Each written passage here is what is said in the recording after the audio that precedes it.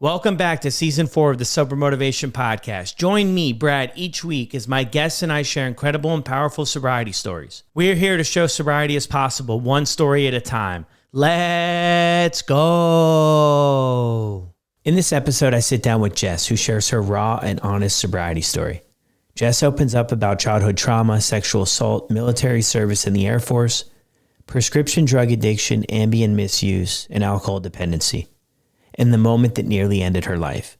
Jess also shares what it took to rebuild from the ground up, treatments, sober living, and a complete life reset, and the mindset shifts that helped her move from victim to survivor. Today, Jess is 9 years sober and is finishing up her PhD in psychology with a focus on addiction and recovery. This episode is a powerful reminder that addiction can hide in plain sight and that long-term recovery is possible. Now let's get to Jess's story. I also want to give a heads up that in this episode, Jess shares her experience of suicide attempts and sexual assault, so just be mindful when listening. Welcome back to another episode of the Sober Motivation Podcast. Today we've got Jess with us. Jess, how are you? I'm good. How are you?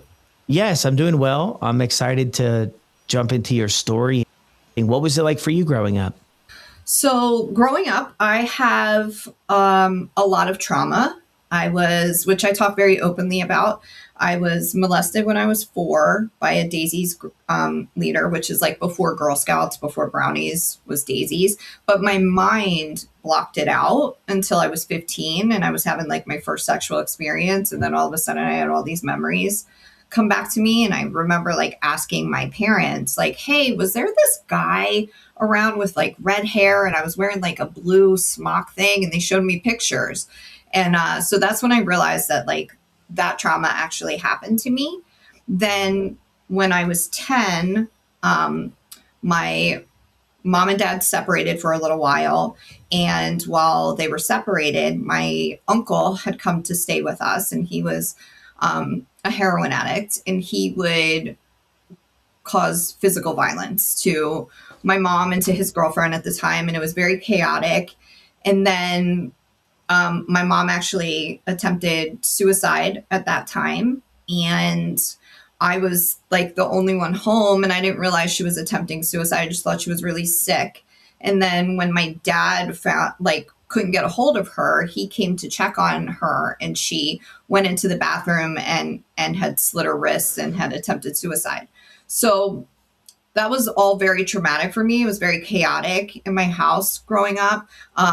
And then when I was 15, a guy climbed through my window and sexually assaulted me.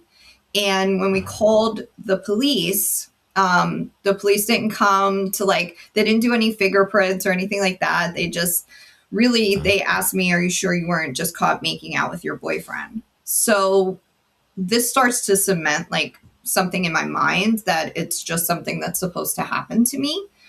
So when I was in high school, I was looking for my identity and I became known as the girl who did ecstasy at the time. It was the late 90s, 1997. And that I felt like I had arrived, which now being a grown up is very sad. But that was my identity, the girl who did E. And I felt like people knew who I was because of that. And that was amazing. And then I had fear dictates everything in my life. So my two biggest fears are my fear of not being good enough and my fear of being alone.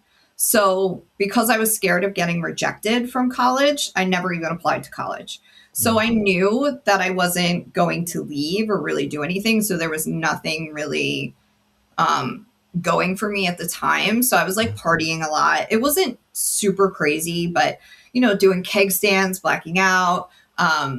And I was going to community college, but not attending classes. And then I would go to Temple University in Philly. And I wasn't a student of Temple, but I would go there to party. And I was roofied there. And then, so nothing was really happening for my life. I couldn't hold a job. I couldn't do anything. And my dad told me that I had to get a full-time job or I had to go in the military. So I was like, okay, bet I'll go in the military. So I went and talked to the Marines and I came home and I was like, I'm going to be a Marine. I'm going to have a sword. It's going to be amazing. Cause that was what was on the commercials. And my parents were like, you're not going to be a Marine. Let's go talk to the Air Force. So we went and talked to the Air Force. And then 3 months later, I left for basic training. I mean, to see where you're at today and what you went through, Man, that's a lot. Not relatable to me on any level, but it really makes sense, sort of the chaos and then maybe the ecstasy, you kind of coming home or finding some sense in that. Those fears you shared there too are very real. I mean, a lot of people share those things and then other ones as well too. Did you grow up in the Philly area? Yeah, so I grew up in a place called Levittown. I was born in Brooklyn.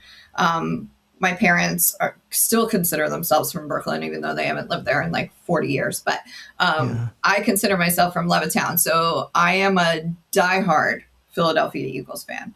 Um, and like it's obscene. But yeah, so I grew up in Levittown. I should say, just for the record, my parents did the best that they could, and my whole childhood wasn't chaotic and filled with drama and stuff. My parents are still married. I have a brother who's 3 years younger than me. I didn't necessarily want for anything. We didn't have like a lot of money, but we had what we needed and they did the best that they could.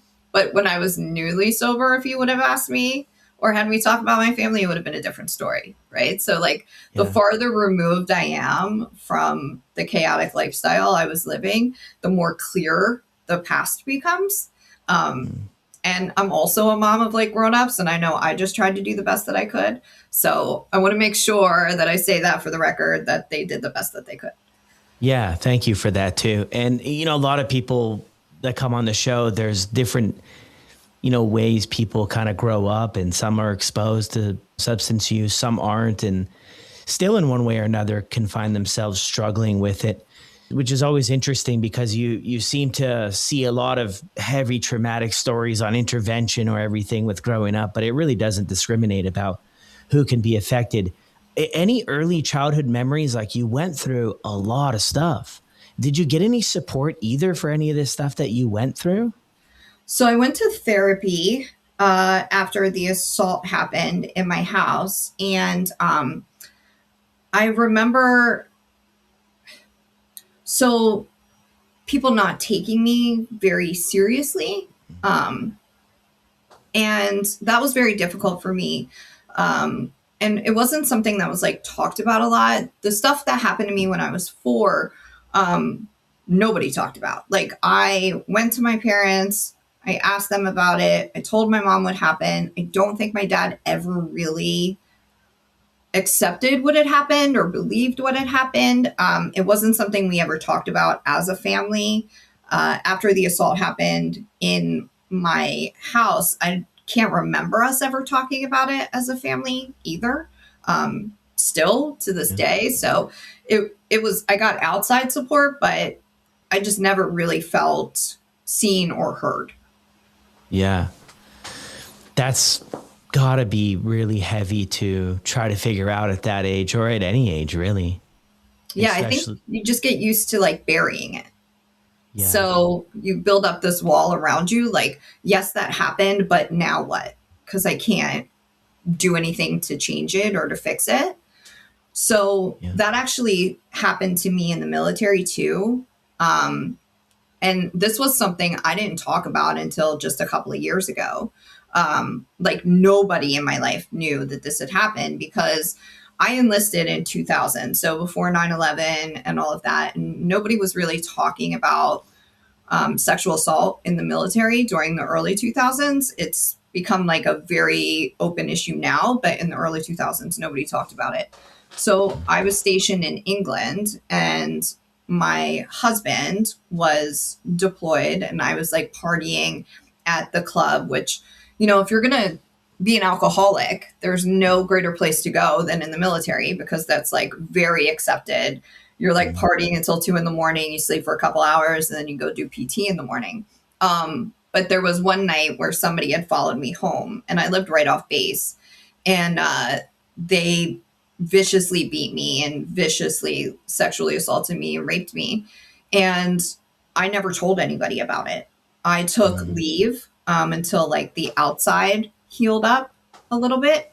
And because I was a sergeant at this point, I didn't want my troops to know, that I was weak or that this had happened to me. I didn't want leadership to know that this had happened to me. So it was something I really kept to myself and didn't tell a soul until about 4, maybe 5 years ago. So I ended up getting divorced from that husband because when he got back, I wouldn't let him touch me. And that obviously is not great for a marriage. And I had this big secret. So we got divorced. I had gotten married a little while after that, and we were married for 12 years, and I never told him about it, never told my parents about it. Nobody in my life knew about it until 4 or 5 years ago. Because Wow. you just, and that's kind of like, because of what I had learned kind of growing up, it just cemented that this is like something that's supposed to happen to me. So nobody cares. Nobody cares that it happened. So why am I going to tell anybody? It just makes me look weak. So I built up this like hard shell around me and carried on. Yeah. Would it be safe to say that things have softened up since? I think in some areas things have softened a little bit, but I think there's still some portions of me that I don't know will ever change. Like, I'm not a big hugger. I have to know you for a while in order for me to like hug. And I just have this kind of demeanor, the RBF, right? But I have this like, when I first got sober, people called me Pop Tart because I was like hard on the outside, but soft on the inside. And now people call me like an intensive Care Bear, which is funny because I have like Care Bears back there. Where like, it's hard for me to allow people to get to know me, but once they do and you're in, like, I will do whatever I can for you. Like, I will stop everything. But I'm a hard person to kind of get vulnerable and allow you to really get to know me. Which is, I definitely understand that, which kind of got me a little bit interested on us meeting here and sharing this with everybody. And I know it's not going to be every detail, and that's not the whole purpose of it too. But I think maybe stepping outside of your comfort zone a little bit is really cool. Thank you. Yeah, I'm trying to break that persona because I wish that there was somebody's story that I would have heard that resonated with me before it got to the really bad places. So I'm trying to kind of break the mold and be more vulnerable and have people get to know me so that that kind of persona that I have built where I'm a difficult person to kind of let in can go away. Yeah, it's all about that growth and sort of furthering the healing process. And what you mentioned there, a lot of those stories too, as much as it saddens me to even mention it, I've heard it a lot on the podcast, stories like that of these types of situations happening, and then it's sort of turtling, right? Not sharing with other people, feeling like it's not relevant, or even sharing it with people and then not believing it, or sharing with people and then somehow feel like people have shared with me too that they were blamed for something happening like this. And I think you sharing about it too could potentially maybe open up somebody else to share it with somebody they love or somebody they trust. Because I feel like too, we put on armor because of situations that happen in life, and we put on all these layers of armor. And at some point they do serve us maybe to protect us in one way or another. Right. And then I think there's this spot we reach in life to where what once protected us could be holding us back from maybe healing or the next level, or in, building relationships and different things. So I really appreciate you, being so open with what you've been through.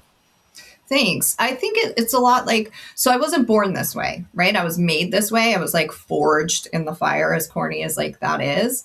But if I'm made to be a certain way, then I can also unmake those things about myself. Which is something that like I had talked to my sponsor about. I got a new sponsor in April or May, and I was like, I am approachable, I promise. And she's like, well, then you have to do something to like let people know that you're approachable. So this is kind of like one of those things where I'm trying to, put myself out there a little bit more. which means that there's a chance of getting hurt, of course, or not being understood. But there's also a chance that maybe it'll reach somebody. And because of that, maybe something will happen good in their life. Yeah. Yeah. And there's always sort of those two sides of the coin, right? Of being hopeful for somebody, or maybe unlocking it, that somebody has had something they've wanted to share for a long time. And they haven't, and maybe hearing somebody else be brave about it and have, that courage in the healing process to share about it could definitely help. You joined the Air Force. We got to get that right. And then, you mentioned this too, of like an alcoholic, a good place to hide out, a good, sort of environment. Is that something in that space in your life that, was acceptable and maybe kind of fueled it or pushed it forward at all? So it was definitely acceptable. I mean, when you're young, I would say that even alcohol, or I would say maybe some other behaviors. So I was very good about, like, I didn't touch a drug the whole time I was enlisted, because if there's structure, I can thrive in structure. I think the military was one of the best decisions I've ever made in my life. I say like recovery and the military are the two greatest decisions I made in my life. And both of those decisions were kind of forced on me. It wasn't something I chose, which is not lost on me. But so while I'm in the military and I'm drinking with like the girls and partying, as long as I'm still going to work and I'm still showing up, nobody cares. It's like, all right, I'm not driving while I'm under the influence or anything like that. So it's not problematic behavior. And it's like a college experience. So when I first enlisted, I was living in the dorms with a bunch of other young people. Everybody's having sex with everybody. Chlamydia was going around like crazy. It's exactly like a college experience. It was just, maybe a little bit more serious than some college experiences where, when 9/11 happened, I remember we were in full chem gear, head to toe. And I was stationed in Delaware at the time. So kind of like right in the middle of all of the hubbub, and that's when the military became serious. It was like, oh, like, no, I can actually go off to war somewhere and like die. Like that was a very eye-opening experience, because when I enlisted, there was no war going on. It was just, a job I got to wear a cool uniform to. But when 9/11 happened, it like flipped the script for everybody, I would say. Yeah. How long were you in the military for? So I was in the military for 8.5 years. I would be in today though, if they would let me. I got medically retired, which is kind of where my whole story with addiction kind of really spirals. So I had endometriosis, which is a super painful condition for women, where like black spots form in your uterus. I had multiple surgeries to have it removed. And I was on a lot of pain medication. So the military couldn't deploy me anymore. So they medically retired me. And had also been prescribed Ambien at this point because years before the pain with the endometriosis, I had some suicidal ideations after the being raped and not telling anybody about it. So I had like turned myself into a psych ward. And because I had difficulty sleeping, they prescribed me Ambien. So I was on Ambien on and off, mostly on for like 15 years. So I loved Ambien. Ambien is my drug of choice. I always thought that made me sound like a sissy, but it's also Eminem's drug of choice. So now I feel super hard because I'm like, me and Eminem, we love some Ambien. Because basically it makes you like, if you fight through the first 10 minutes, please don't do that, anybody. But if you fight through it, it makes you basically like blackout drunk, for me anyway. So I wouldn't remember anything I did on Ambien. I've driven on Ambien. I've cooked bacon on Ambien. I would have like whole ice cream cakes on Ambien, wake up with ice cream all over me, very sexy, just a mess. Like I was a sloppy drunk basically on that medication. So when the military retired me, I lost my sense of purpose and who am I, like my identity, because I was good at being a sergeant. I had no idea who Jessica was.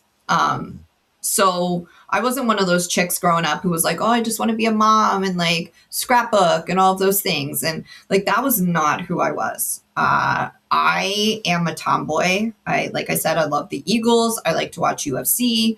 I'm not very girly at all. So when I was just my husband's wife and my kid's mom, um, that was not entertaining for me. So my depression got really bad. And I was going to all of the psychiatrist appointments and the therapy appointments, and I was taking all of the meds. I think I've been on like every type of depression med or antipsychotic or mood disorder or any of those things. And nothing was working. And it would be like a gradual decrease in my mental health. It wasn't like I got retired and then boom, was like super depressed and suicidal and a drug addict. It was like this very slow progression, but it was miserable. My husband would ask me all the time, like, what do you have to be so sad about? We're married, we have these kids, we have this house. And I was like, I don't know. I don't know what I'm sad about. I just know that I am. Filling out those like screeners when you go to therapy, like on a scale of 1 to 10, how much do you want to die? And it's like 50, like I would see people smiling and I'm like, that's weird. Like, how are you doing that? I don't understand it. So that is when I would take my very real suicide attempt in June of 2016. That was in 2016. So at this time, you have a family then too. You get this medical discharge, and then you have kids at this point. I have three. Three kids, yeah. And is your husband in the military too? He was, yeah. So Okay. He's currently my second ex-husband, but we were still married at this time. And yes, okay. He was in the military, but he also was suffering the consequences from me being so not okay mentally. And because I was like in my addiction, like I was using pills all of the time. I was taking Ambien. Like as soon as I put the kids on the school bus, I was taking an Ambien. So like I would sleep the entire day because that was the only time my brain would shut off. So he's now getting consequences because he has to take care of me, or I have to go, to different doctor's appointments, or I can't take care of the kids. So he has to. So he really paid a price for my mental health and addiction as well. Yeah, for how things were going too. What were the conversations kind of with the doctors and therapists about too? Of like, did they know sort of how things were going for you or no? Yeah, they had to, right? Because like I don't think I was lying, right? So now that I'm trained as a therapist, like I know that there's a difference in actively lying and lying. So I was probably lying to them, but I wasn't aware that I was actively lying to them. I probably was saying like, okay, on a scale of 1 to 10, maybe I'm a 6 today,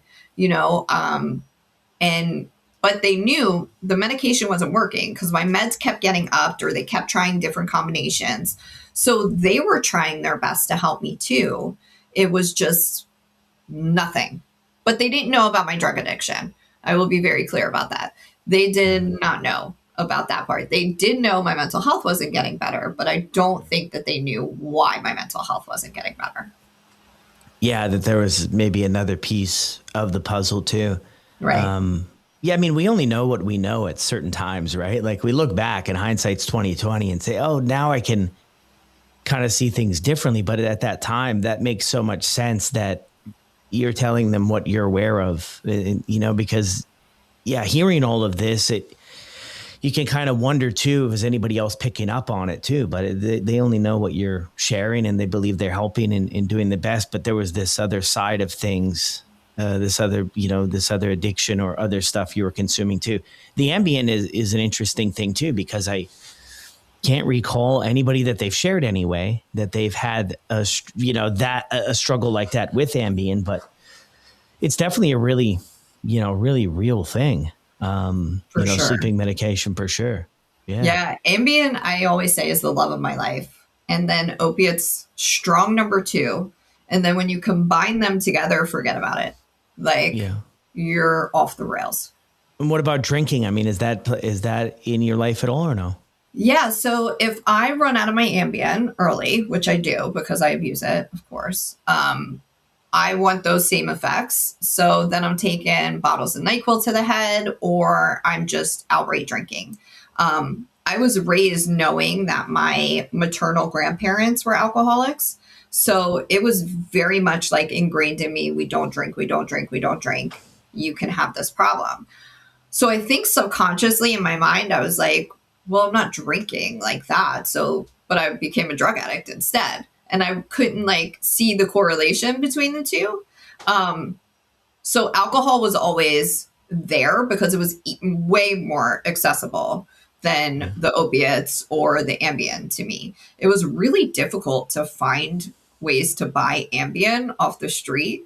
You had to know somebody who had a script and then try to buy it that way. So alcohol was old reliable if I'm still just looking for a way to get my brain to shut off. Yeah. When one thing runs out, you substitute kind of with another. Was it ever confusing to you? I know when I first got started taking prescription pain medication, I honestly had no idea of the effects, that there would be any withdrawal involved. I had no idea. I feel extremely naive mentioning that, but that was the truth. And I also was under the impression prescribed by a doctor, good to go. Even though I doubled it up and tripled it up and all that stuff as time went on. But was that at all confusing to you, like how these things could grab you like they did? Yeah, absolutely. And so I was definitely in pain, right? But the thing that's fascinating about opiates is that your brain creates more pain so that you need more opiates. So it like made my pain worse, but I wasn't aware of that. When I was prescribed my pain medication from a pain management doctor, I was prescribed like 120 10 milligram Percocets a month. I was on 40 milligrams of methadone a day for pain, and then 8 tablets of fentanyl. And I remember getting my records when I got sober, and in it said like, no worries of addiction. She's really in pain. And again, this is where the, lying and actively lying are two separate things, because I was in pain 100%. So their chart isn't wrong by saying I'm in pain, but I feel like it was way before like everybody knew about the opiate epidemic and the big pharma and all of that stuff too. So I felt like, well, what's good for me and what's not, and you've given me this like pills. So for pain. So if I'm in pain, I'm going to take the pill. It doesn't matter that it says like in 6 to 8 hours. If I'm feeling it in 3, it's still there. So obviously I'm still supposed to take it. Yeah. That's just reminds me too, when I had stuff where a doctor asked like, are you in pain? And I was like, oh yeah, of course. Like I'm looking to go north with everything, the way I'm looking to take it, as far as I can with things. That's interesting though, that they would put on there. But I mean, that was in one way or another. I mean, if you watch sort of the shows and documentaries of how all of this came about, that was a big selling marketing feature of OxyContin specifically, is that you wouldn't develop a dependency on it. But, with time, we know that that's so far from the truth, the way it played out for so many people. I mean, that stuff you listed there too, though. I mean, that's a lot. I mean, what you were there experiencing it. I mean, were you in that much pain? I'm trying to think, like, that's a lot, or was this sort of the best attempt at treatment? I think it was the best attempt at treatment. I do think I was in pain because I have had similar pain since I've been sober. And that's something that like I have had to, it was really a challenge. Like I get this pain. Sometimes it's like annually, sometimes it's every 2 years, but it is debilitating. And I remember talking to my sponsor about it and being like, I'm in so much pain. I'm crying. I'm using heating pads. And she's like, you're actually being selfish by like not going to the hospital. And I was like, but I can't go to the hospital for this because I'm terrified of if they give me pain meds, like what then happens. So I need to like absolutely 100% know that I have done everything in my power before I take that. So I haven't had to go to the hospital since then, but I know that the pain is debilitating. Was there a reason for me to be on that much pain medication? No. Like, nowhere near it. I was never aware that they used methadone for pain. So when they prescribed me methadone, like people looked at me like I was a drug addict. And I remember like Facebook memories are annoying. I don't know if you can relate to this, but like I'm getting notified now of like stuff from like 15 years ago, 14 years ago. And it's like, God, people look at me like I'm a drug addict. I'm in actual pain here. I need my pain medication. How dare you? And I'm like, girlfriend, you are a drug addict, Yeah. but nobody looked at me that way because everything was like prescribed, and I thought, well, I'm selling this. Like, plus, when we're in our active addiction, we don't know how bad we look, right? Like, I think I am nailing it, and I look back on pictures of me during that time and I'm like, what is wrong with your eyes? Or like, your face is messed up. But like, in my head, I was killing it. Nobody knew anything that was going on. Yeah. The Facebook memories. I know. I can relate to you so much. When I was drinking heavy, like I was drinking every day, and you can tell in someone's face. And yeah, when I look back, I was like, oh man, I mean, I was killing it. And when I look back at the pictures, I'm like, man, I was not killing it at all. Right. Who are you trying to fool? Because it's just yourself, really. Yeah. At the end of the day. Anything else to really cover in sort of this stretch of the story too? I mean, I'm always curious. I mean, when you're on that type of stuff, like I would usually ask the question about how you felt about your life and where you were at. But I'm thinking on the other hand, was there even time for that? I mean, did you run out of this stuff and go through withdrawals or any of that and kind of try to piece together, other things to make sense of it all or to fill in the gaps? Yeah, I would go through withdrawal like crazy. And I would be sick all the time, because my husband at the time, he had no idea about addiction or anything like that. So everybody just thought I was like the most unhealthy person because I was getting sick all the time. But I do want to highlight during this time, like, because I'm also on the pain meds and the Ambien and the drinking when I run out of that stuff and the mental health medication, I am just like tired of my life, right? Like I'm in so much emotional, spiritual, physical pain that the pain of being me was just too great. And there was only one way out for me. So on June 1st of 2016, I like took my kids out. We did the slip and slide. We got all their favorite desserts. I made it the best day ever because I knew that the next day I was going to wake up and I was going to kill myself. And so June 2nd of 2016, that's what I did. I woke up and I sent the kids off to school and I took every pill in my medicine cabinet. It was nothing cool. It was like Effexor, Reglan, NyQuil, Benadryl. And then I went to lay down and I thought it was going to look like it does in the movies where I was just going to drift off into a nice peaceful sleep. That's not my experience. My experience was my body was paralyzed and then I was choking on my own vomit and I started like urinating and defecating on myself until I lost consciousness. And the only reason I'm alive today is because my daughter got sent home from school with a stomach ache and her dad brought her home. And they used to do this game where they like spit straw wrappers at each other. So they did that and she went to throw the straw wrapper away and the trash can was upstairs because mommy was sick again. And she walked in on me dead on the bed. And, she screamed and my husband came up and he had to scoop stuff out of my mouth to give me CPR and call 911.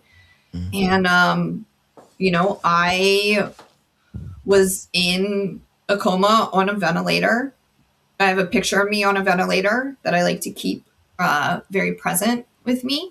But during this time, like people say that suicide is a very selfish thing. And I understand the thought process behind that. But if you would have asked me, and whenever I tell the story, I still I feel so much empathy for that version of myself. Like I truly thought that my kids are going to be better off without me. My husband's going to be better off without me. My parents are going to be better off without me because all I bring is pain and sadness and misery. So it was truly the only way out of my situation that I saw and that I believed in. Also because how lost I am in my own like misery. This is also that I do this the day before my daughter's birthday. So, talk about traumatic experiences and then talk about generational trauma, right? So my mom had tried to commit suicide when I was 10 years old. And now I do the exact same thing to my daughter when she's 10 years old. And that was not like a thought that like came across my mind, but that's that like generational trauma that kind of like builds and forms and we end up recreating it without any like awareness of ourselves. Yeah. Well, thanks for sharing that. How do you feel like where you're at today, reflecting back and sharing that story? So I don't regret it. And that makes me sound like a terrible person. But I truly believe that I don't get to this part of my life and this portion of my life without that experience. Though, do I wish I could change anything? I wish I could change my children's experiences with that for sure. I'm not a monster. But I don't think that I would be where I am today without any of the experiences that I had in my life. So even all of the trauma that we had already talked about, like I wouldn't change anything that happened to me because I don't believe I would be here without it. But that's not where I got sober. You would think that that experience would be like, okay, this is the wake up call I needed. Everybody rally around, But again, this is where I talk about like lying and actively lying. So when I woke up, I wasn't happy that the attempt wasn't successful. Like I was like, oh, I can't even kill myself, right? Like now it's like, that's just add another thing that I'm a failure at. But I go to a psych hospital and, they actually put on my discharge paperwork. I'm only there for a couple of days. They put on my discharge paperwork that I was only drinking and abusing medications to get up the nerve to kill myself. So I don't have to go to like they don't recommend 12-step meetings. They don't recommend any recovery program. I don't go to IOP or PHP or any like true like inpatient settings. It was like, okay, you did it. You found out it didn't work. Now go back home. And nothing changes if nothing changes. Right. So like I go back to using drugs. I go back to drinking. I'm probably good for maybe like 3 weeks. And then it becomes a problem again, because I don't have any other solution. Like I'm not fixed. I'm broken. So to get my brain to shut up, I'm using the drugs. I'm drinking. I am, sleeping my life away. And eventually I run out of the opiates. So I detox myself from a reckless amount of opiates that I was using. And on the third day, my brain snaps. And apparently I grab a knife over my youngest son's head and I say, I'm going to kill myself again. That's like my go-to is suicide. Yeah. And what's the time frame here? This is like a month time frame? No, so it would be another 6 months. So June is when I actively tried to commit suicide. And then the next attempt is the end of December. Yeah. Has anybody up until this point too, like said, hey, you have a problem with addiction? Yeah, my mom for sure. Like she was like, this is not normal behavior. She wanted me, when I went into that psych ward after the suicide attempt, she wanted them to take me off of all of my prescriptions, all like the opiates and the Ambien and the benzos and all of that stuff. She wanted it all. But I was a grown up at this point, so they don't have to talk to her if I don't want them to. So they didn't because she wasn't allowed. And, my husband at the time, he was aware, but there were some benefits that he was getting to me being an addict too. I've become like I said, Ambien makes me like blackout drunk, and because I was in so much pain, having an intimate relationship with someone was very hard for me. So I would take the Ambien and then I was good to go. I didn't feel anything. Um, and that was just like our normalized relationship, which Yeah. I know now is like not normal and a problem. But at the time, I was like, oh, this is him showing me he loves me because of all of that trauma I had experienced, Mm-hmm. in my past. Was like, well, if somebody like wants to have sex with you, then they love you. So it doesn't matter. This is how you show love. So it doesn't matter if it hurts you. It doesn't matter if you can't, like, it's okay because it's been taught to me that it's okay.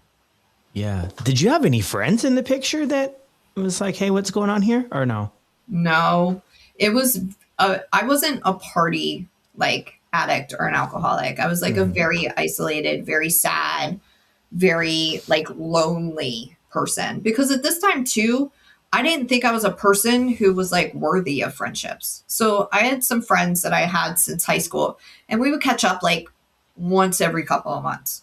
But nobody was in the day to day of my life because I didn't think I was worthy of friends. Gotcha. What would a day look like for you at this point, like in this 6 month stretch? Like you wake up and how would it look? So I wake up and I count down the hours until I can go to sleep again. So if the kids have school, then I'm getting them up for school sometimes, not all the time because I'm not capable all the time.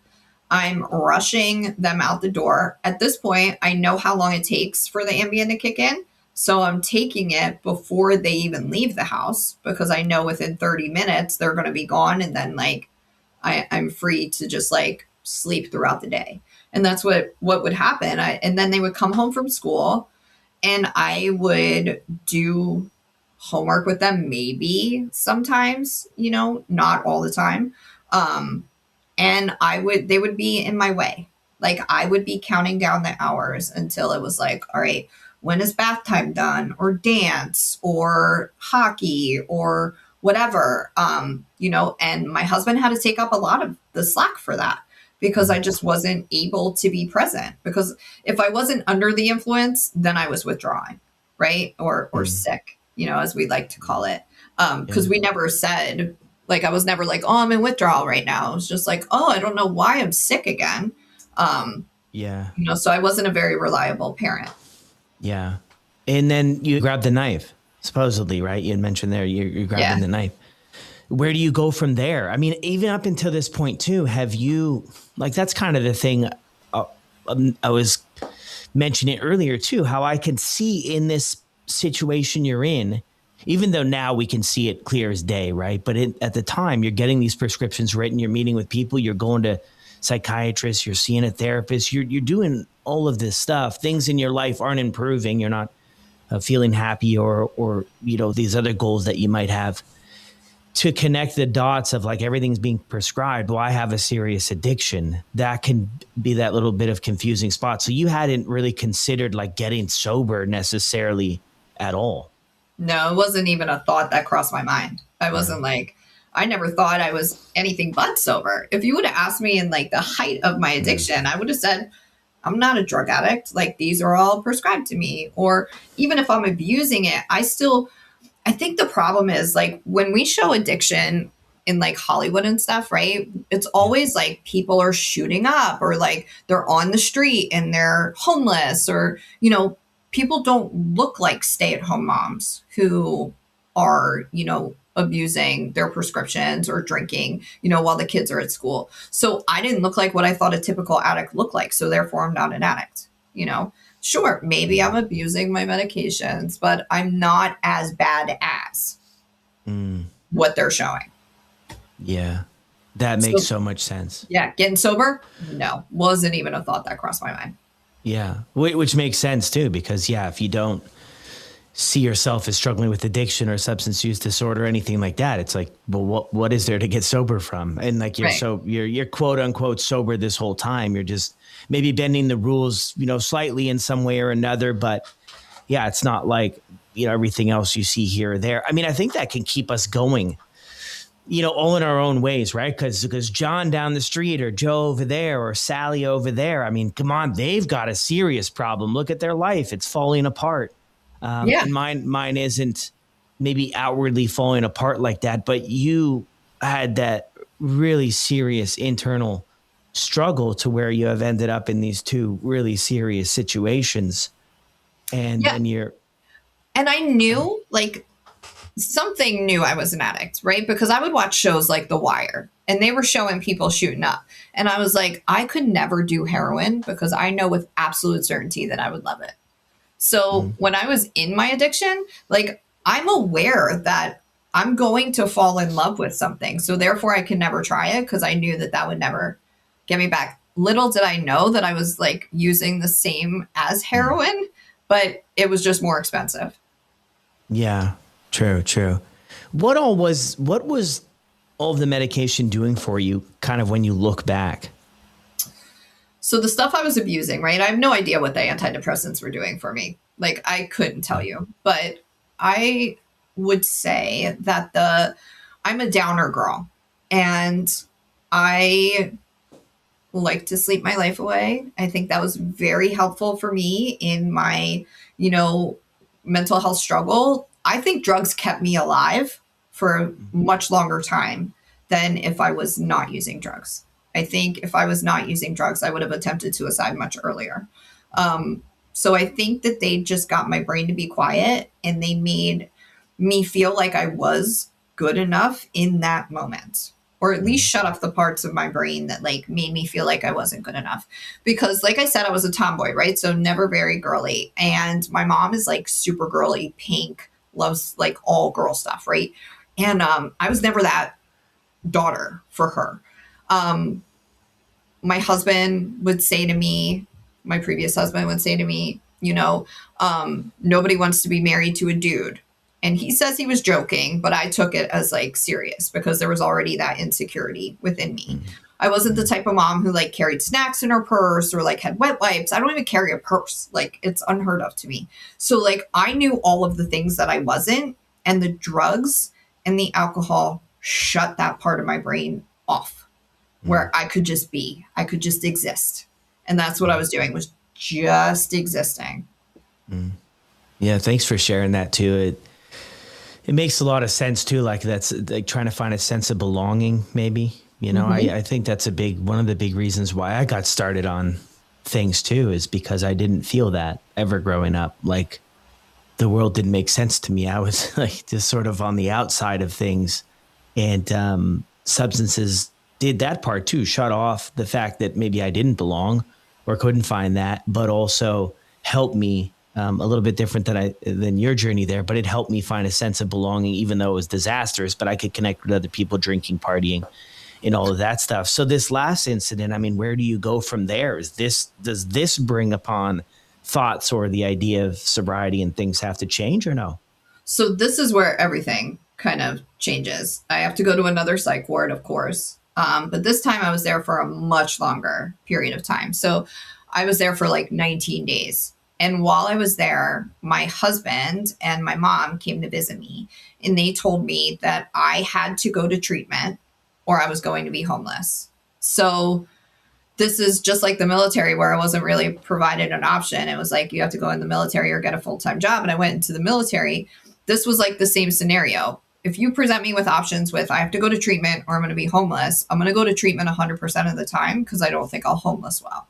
It doesn't mean that I want to get sober. Like that is not where, you know, that happened. But there was also a therapist in that psych ward who identified as being an alcoholic and in recovery. And he had his PsyD. He was a doctor. He had 8 years sober at the time, and he was happy and like enjoyed life. And I was like, that's weird. I don't understand. And I'm like, but you felt like this before, and now you're there. And he was the first person. So he had me share my story up until that point in like a group therapy. And I started to cry, and it wasn't like the one or two like tears. It was like snot bubbles and like hyperventilating. But that's where like the walls started to crack a little bit, because like I was becoming a little bit more vulnerable and allowing for people to see that I'm in pain. And he was the first person. He believed in me before I believed in me. He gave me this piece of paper that said, resilience, empowerment, and strength that's what recovery is, and that's what you are. And I have never, ever, ever forgotten that moment. And he's a mentor to me today. You know, we didn't have contact probably for like 5 years. And then we ended up getting in contact on Facebook, and he's a mentor to me. He wrote a recovery book, and I wrote a chapter in his recovery book. And when I was contemplating going to school, you know, I reached out to him, and he kind of gave me the courage to do that. So to see somebody who identified as being an alcoholic and, you know, an addict, and knew the pain that I was feeling at that time, but then like was also happy at the same point, I was like, wow, that's crazy. So then I went to treatment after I left that hospital. I went to a treatment center. And while I was there, I met 3 super important people, and none of them were the staff members there. So it's funny how that works. So the first person wrote down the third step prayer for the recovery program I'm in, and was like, here, you should say this every morning. And I was like, no, thank you. Like, I don't pray. And he's like, what else are you doing? And I'm like, I don't know. And he was like, just try it. It's not going to hurt you. And then the second person gave me the courage to move out to York. And then the third person would introduce me to my sponsor when I left treatment. So while I'm in treatment, I've only been to treatment one time, and I knocked on wood. And while I'm there, I'm hearing people have been in treatment 27 times. One person was in 72 treatment centers, you know, and I'm terrified because I don't love rehab, right? Like, I didn't go to a fancy rehab.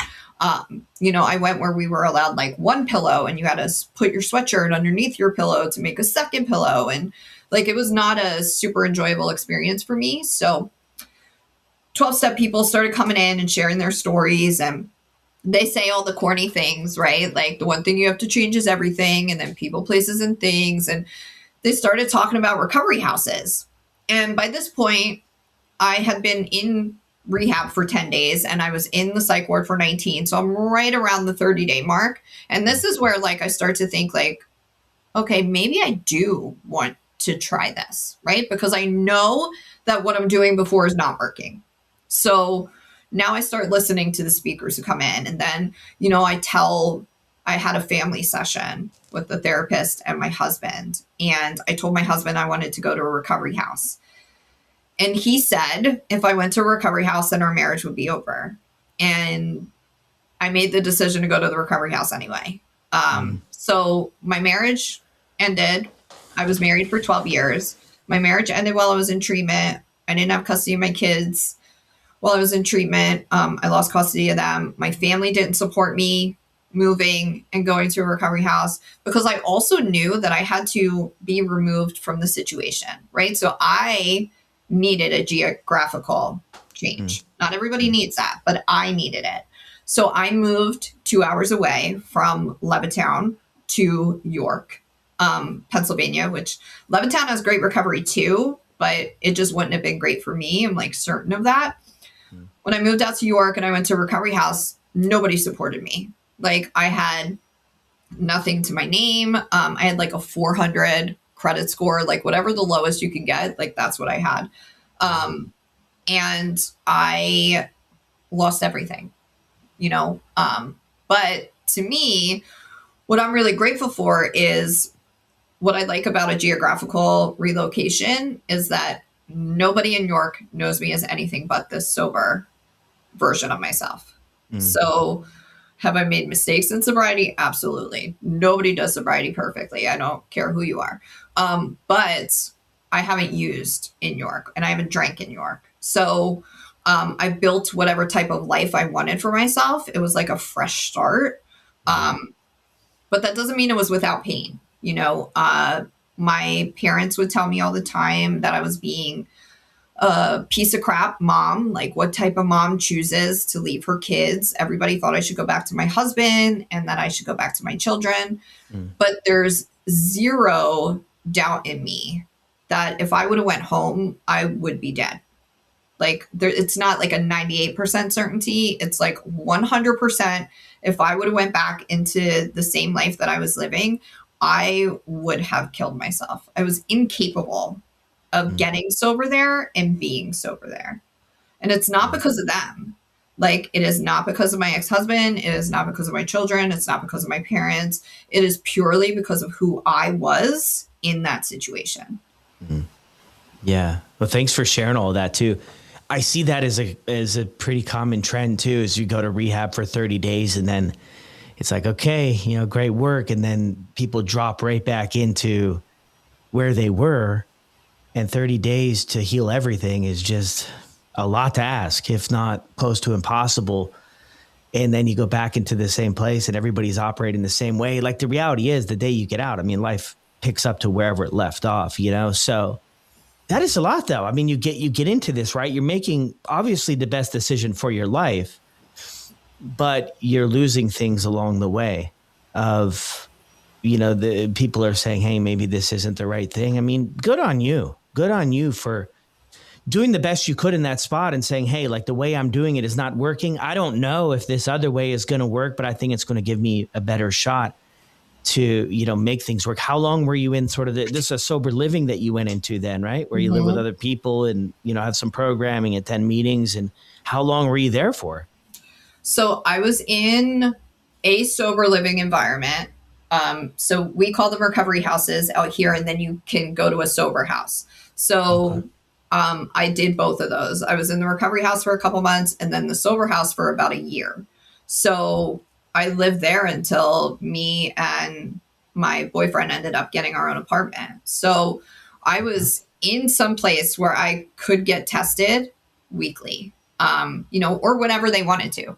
And I needed that because I needed that accountability and that structure to kind of like figure out how to be a grown up again, even though I got sober at 36. So I was like technically a grown up, but I had to learn how to be an adult and do adult things. Yeah. Yeah. So a lot of time sort of in that structured environment there of recovery house and then sober living. And I mean, it shows, right? I've done a lot of podcasts over the years and met a lot of people, and there's an edge from people who were involved in those highly structured things of a level of discovery and awareness, maybe, of sort of what happened and how they felt about things and sort of that growth. Like when you're in there, right? I mean, their opportunity to grow is a lot higher. Going back to everything too. I mean, you go into this psych ward, you're still on all the medication. How does that journey kind of move forward too? I mean, you're on the Ambien and everything else. I mean, do you come off of all of that stuff or no? Yeah, so I don't have detox as part of my story, like a detox center or a detox like regimen. It was basically like cold turkey, just in the hospital then. Yeah, in the psych ward. Yeah. Wow. So, and then treatment, same thing. Like, I'm still on antidepressants while I'm in treatment. But when I get out of rehab, my insurance didn't cover like continued treatment. So I didn't get to like go to IOP or anything like that. So I had to like heavily rely on the 12-step program for my sobriety. And thank God, right? Like, I had a sponsor in my life at that time who like was exactly what I needed and kept saying to me, like, cause I would call crying all the time. Cause like my kids didn't talk to me when I first got sober. They were all mad at me, especially my daughter. And I would call like hysterical. And she was like, well, do you feel like you're doing the right thing? And I would say yes. And she's like, then that has to be enough right now, and you have to have faith that like you doing the right thing is going to like show in the end. And it has, and thank goodness I didn't do the easy thing, right? The easy thing would have been going back to what I know, going back to that scratchy wool blanket, because I know what that's like, versus the fear of starting your life over again and having, no support whatsoever. That was terrifying. And looking back, like, I don't know how I had the courage to do it. It was definitely something that was like bigger than me, was working in my life in that moment, guiding me in that direction. Because if somebody told me today I had to start completely new, I would be like, let me tell you all the reasons why I'm not going to do that. But, Yeah. at that point in my life, I think I was just, they say when you've had enough pain, right, then you'll grow. And I think I had had enough pain in that moment that I was just like looking for whatever people told me to do, I did. If they Yeah. were sober and they were like happy and liking their life and like didn't look miserable and didn't want to kill themselves, and like I was so willing to just grab onto whatever information they had and I would just do it whether I wanted to or not. Mhm. um the stuff like when you have a resentment, do something nice for somebody else, like get them a gift card and don't take credit for it. And I'm like, that's weird.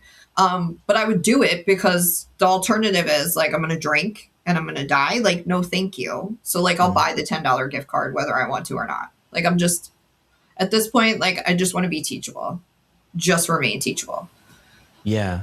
I mean, it's a huge shift too. And I'm sure that, just for time, right? It's like we could get more in depth too on how this takes place, because you're making this huge change of this is the way your life has been before and up until this point, and you've went through so much stuff, and then now you're willing to listen. It took these events in your life to get to this spot of being willing to accept feedback or direction or just suggestions that have worked for other people. When do you get the sense that, hey, maybe this could work out for you? I remember in the earlier days, I'd get so pissed off at everybody having fun. Like, what are you guys having fun for at these meetings and having coffee and all this crap? And I was like, it'll never be my story. I'm so happy for everybody else. You guys are great. I mean, cool, looks good on you. But I didn't necessarily at the beginning believe that I would be able to make changes.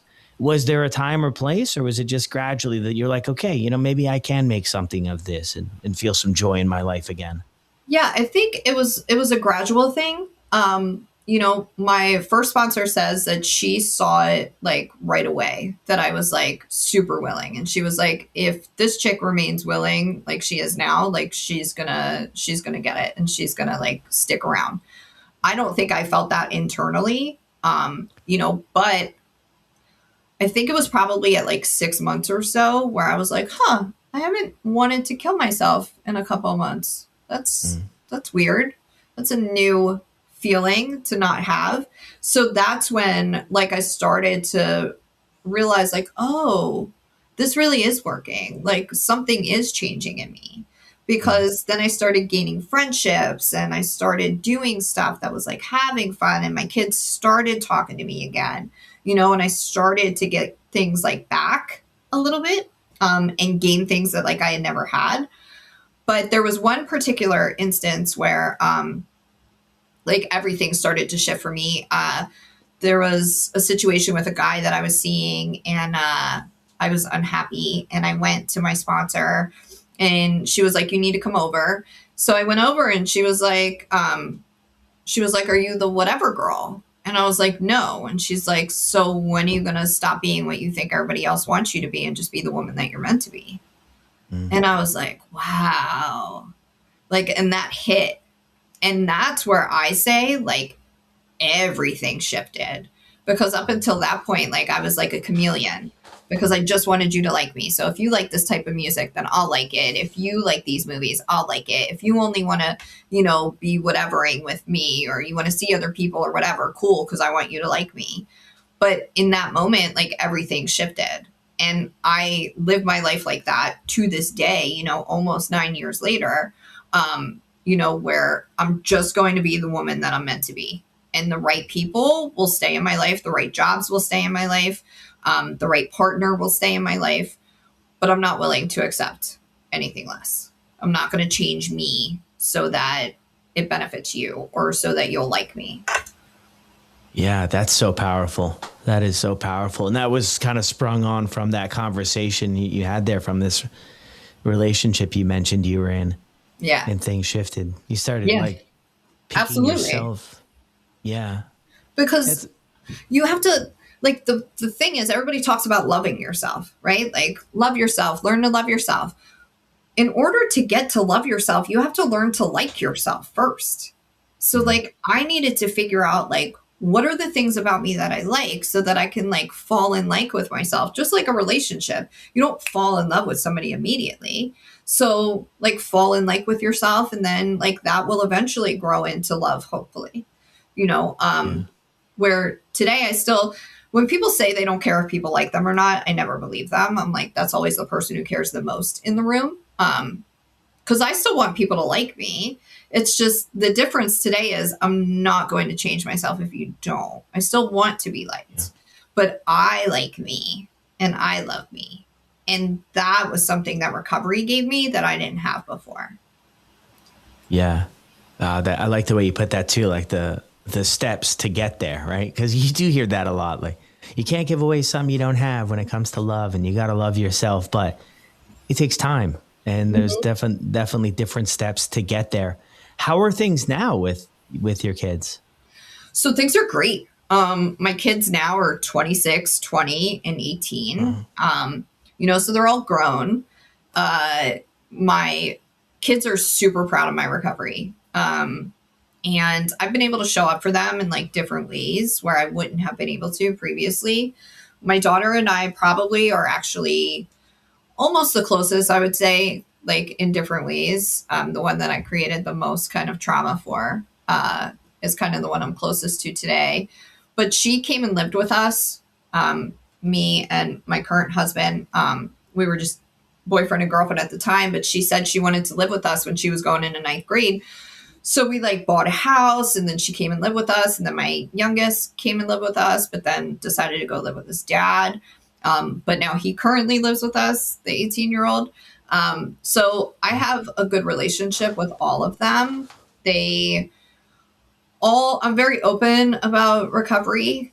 You know, they're very proud of my recovery. They're open to my recovery. And, you know, my daughter's been to a couple of my celebrations.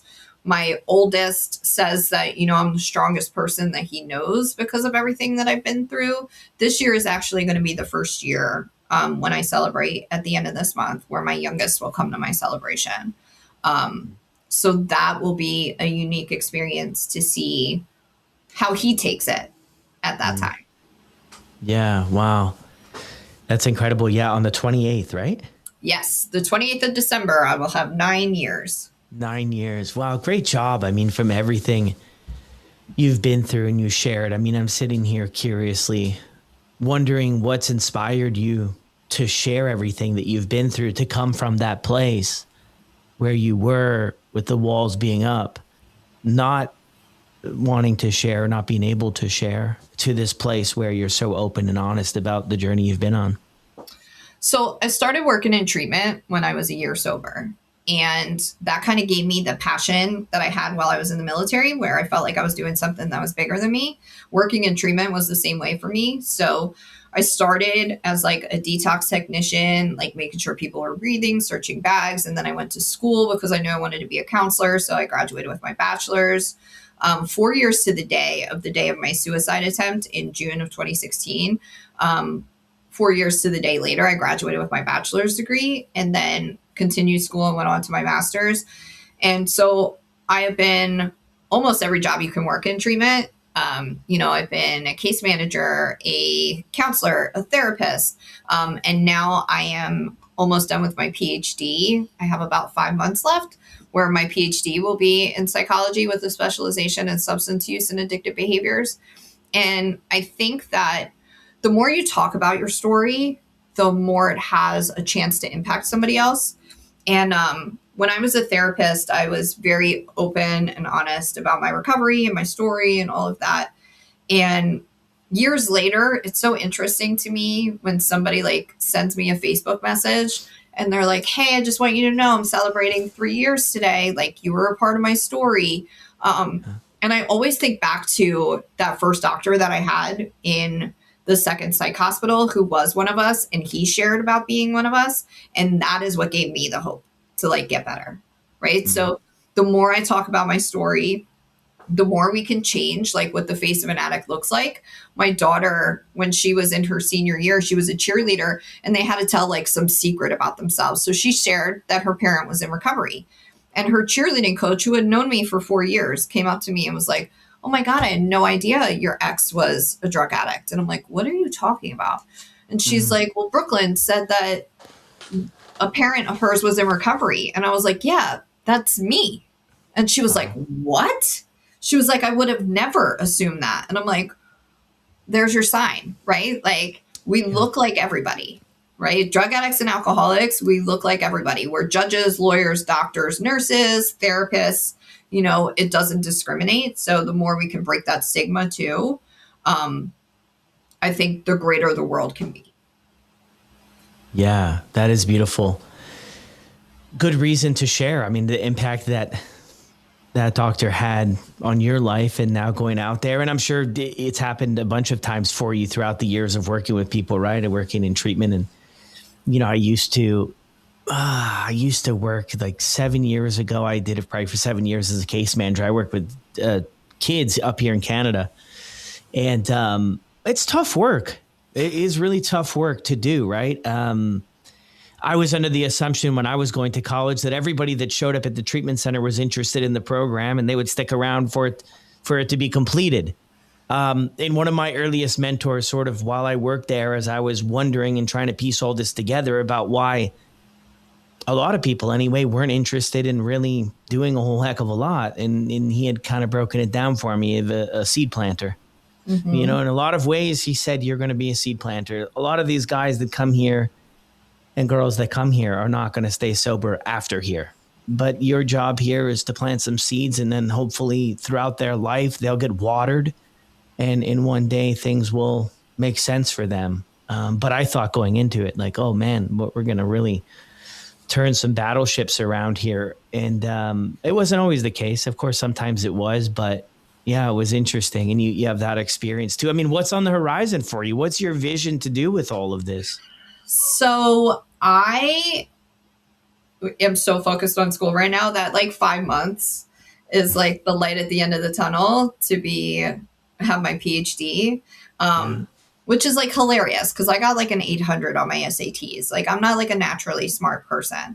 But what I always tell people is like that same drive that I had to like get the next one, right? Mm-hmm. Like nothing was going to get in front of me if I needed to get a drink or a drug. Like if you use that power for good, you can become unstoppable. So I use that same like drive and work ethic towards putting it to something good. And that's where like that has come. I want to write a book about my story. But I also want to incorporate the surrounding players, like my daughter's experience with me during that time and my oldest and youngest, and the surrounding players so it's not just my experience because, our perception is our reality and my story is my story no matter what, but it probably looks a little bit differently to the surrounding players. And then I just want to continue to try to help other addicts and alcoholics. I go to speak in treatment centers all the time. And I do like to say two specific things. So the first one is like regarding all the trauma that I experienced. When I stopped looking at myself as a victim and started looking at myself as a survivor, that's where like the shift happens. If I'm a victim, somebody else has my power. If I'm a survivor, then I'm powerful and I have my power back. So that's a huge shift to make for anybody with trauma. And the second thing is like the fact that I was messed up was not my fault, but the fact that I stayed messed up is. So you have a decision to make, right? Do you want to stay sick or do you want to get better? Because I can't change anything that happened to me in my past, but I can definitely take steps so that I don't experience those kind of negative things in the future. So really just passing out that message and letting people know that there's a better way of life out there. It doesn't have to be so sad and so miserable, and you're not alone. Yeah, powerful. Curious too, as we head towards wrapping up, how did you make that shift from, I think you said, the victim to the survivor? I think with the understanding and with a lot of therapy and a lot of work, that I didn't cause these things. It was like I wasn't a 4-year-old asking for somebody to assault her. I wasn't, a 15-year-old. I wasn't, in the military saying like, please, somebody attack me. you know? So you have to like find that forgiveness for yourself. And really, as corny as it is, right? That resentment and not holding on to it for any situation. And looking, because forgiveness isn't for the other person, forgiveness is really for you. So you stop holding the weight of that, because me holding on to it is just making me sick. So trying not to live in resentment today and taking action when I am feeling resentful, because I'm still like a human, I get resentful.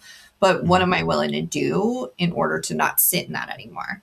I think the longer I stay sober, the less willing I am to sit in negative emotion. So, what works for me? You know, I'm a big advocate of going to the gym for my mental health. Like, I go to the gym every morning. I find that is a lot of benefits for me, to get out my aggression. I'm like a naturally angry person. So, going to the gym and working out kind of gets that out in a healthy way. And I'm allowed to just be and focus. You know, but really that shift happened when it was about not just forgiving the other people, but forgiving myself for holding on to it. Yeah. Thank you for sharing that too. The forgiveness is what a lot of people, I think, talk about too, about getting to that place of forgiveness. Or will I ever forgive? You know, will I ever be able to forgive myself, forgive others for the way that things went? And I definitely see that as a big path forward, and everybody has their own timeline. You know, it's not something that, you know, rush overnight or today or tomorrow. It tends to be a thing when people sober up too. It's like, okay, let's get to work here and get everything unpacked overnight. You know, things take time, right? It really does. Well, thank you so much, Jess, for jumping on and sharing your story. Anything for closing? Any thoughts? I just want to say thank you for having me on and for doing this. I think you're making a huge difference. When people can hear our stories and we talk openly about it, and we're not like living in secret or shame, you know, it has an ability to touch other people. So thank you for what you do. Yeah, it's so true, because there's going to be people that can relate, and maybe it can serve as what that did early on for you. What the other doctor shared his story and what he had went through and how things were. You It's know, the ripple effect. Yeah, because sometimes, you know, it is tough, the stuff we go through as humans, and then to ever think it could be different. You know, I'm sure you could relate. Like, there were times in your life where you think, this is how it's always going to be. It's never going to be any different. And then here you are, you know, coming up on 9 years later. Huge congrats. Thank you again so much. Thank you. Well, there it is. Another incredible episode here on the podcast. Thank you so much, Jess. My goodness, 9 years sober. Her entire life has changed. And now she continues to work and help and support and give back to other people. Beautiful full circle moment for her, I'm sure. Thank you as always for listening. If you've not left a review on Apple or Spotify, please jump over there and leave a review.